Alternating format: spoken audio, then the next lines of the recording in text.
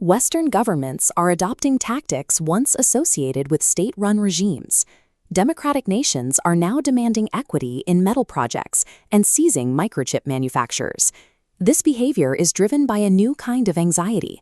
Rising geopolitical tensions and supply chain panics have led policymakers to view open, globalized markets as strategic vulnerabilities. This discretionary state capitalism is defined by a shift away from predictable rules. Governments now hammer out bespoke deals behind closed doors, deciding outcomes on a case-by-case basis. This transition redefines the role of the private corporation. Firms are increasingly treated as instruments of statecraft, prioritizing foreign policy objectives over market dynamics. A discretionary model provides politicians with significant leverage over the market. Historically, independent agencies acted as neutral referees for antitrust and foreign investment. Today, executive branches are asserting more control over these regulators to ensure the state has a direct say in who wins and who loses. In 2024, the U.S. government moved to block Japan's Nippon Steel from acquiring U.S. Steel. Despite Japan's status as a key security ally, the deal was labeled a national security risk and blocked in an election year. In this environment, domestic political optics can take precedence over established security partnerships. This logic is spreading. Japan recently warned that a foreign takeover of the company operating 7-Eleven convenience stores could be blocked under national security grounds.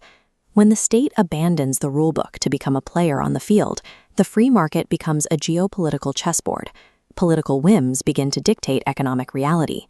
This environment forced a shift in how businesses survive. For elite frontier companies, this new model can be a highly profitable blessing. These firms have the scale and the capital required to sit across the table from a government and negotiate their own terms. The semiconductor industry provides a clear example. Giants like TSMC have responded to tariff threats by pledging massive domestic investments, securing billions in government subsidies in return. Europe is adopting similar tactics. The EU recently reached a deal with Volkswagen to reduce tariffs on certain imports in exchange for a commitment to invest in production on the continent. For the world's largest corporations, discretionary state capitalism acts as a form of protection. It guarantees the market access, while making it much harder for new competitors to emerge. The outlook is different for smaller or independent businesses. They lack the elite connections and the scale needed to secure these special government handshakes. Corporate strategy is responding to this pressure. Because survival now depends on political favor, companies are spending more on lobbying and less on actual product innovation. Operations and supply chains become volatile when they depend on pleasing local politicians. The result? Investment in productivity stalls, while political engagement surges. This widens the performance gap. Incumbent giants absorb more of the market, while smaller competitors, lacking government access, disappear. Discretionary state capitalism rewards political fluency over market competitiveness. It entrenches monopolies at the expense of true enterprise.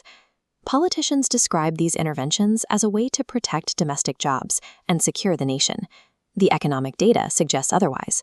Supply chains reconfigured to satisfy political demands are significantly less efficient than those built on economic logic. This misallocation of resources lowers aggregate GDP and increases material costs. In the semiconductor sector, this pressure is already visible. Chips produced in subsidized U.S. plants can cost up to 20% more than those made abroad. That extra cost is passed directly to the consumer. The general public ultimately pays for these elite handshake deals. They cover the cost of political grandstanding through higher prices and systemic inflation. Replacing market discipline with heavy-handed state commands is an experiment that has repeatedly ended in failure. In the 1970s, the U.S. attempted to control inflation through price caps. The policy failed to tame rising prices and instead caused widespread energy shortages.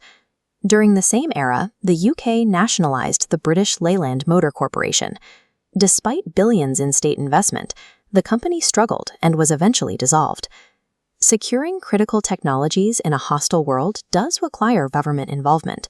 However, durable competitive advantages are built on predictable rules, not the discretionary whims of leaders. Discretionary state capitalism weakens a nation's true economic vitality.